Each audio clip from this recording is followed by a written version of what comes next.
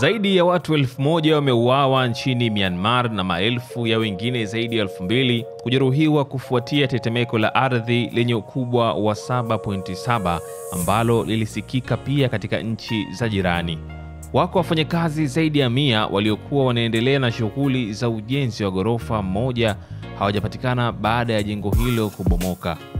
Wengi walioaga dunia wako Mandalay, mji wa pili kwa ukubwa nchini Myanmar, ulio karibu zaidi na kitovu cha tetemeko la ardhi. Wafanyakazi wa uokoaji bado wanahangaika kutafuta manusura nchini Myanmar na Thailand. Tunafukua watu kwa kutumia mikono, timu moja ya uokoaji imesema huko Mandalay, sio mbali na kitovu cha tetemeko hilo. Shughuli za uokoaji zinaendelea katika eneo la juu ambalo halijakamilika huko Bangkok baada ya kuporomoka.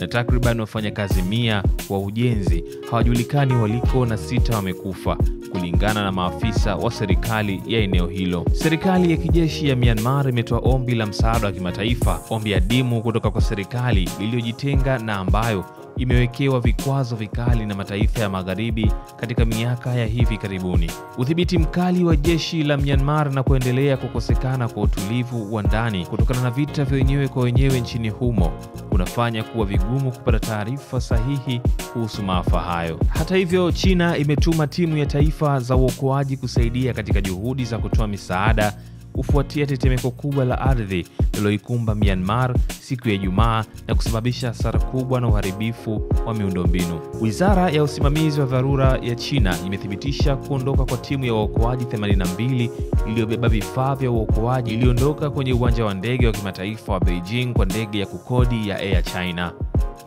Kwa upande wake, Rais wa Marekani akizungumza na waandishi wa habari amekiri kuwa kutambua kuhusu janga hilo na kusema tayari serikali inakamilisha maandalizi ya kuisaidia Myanmar.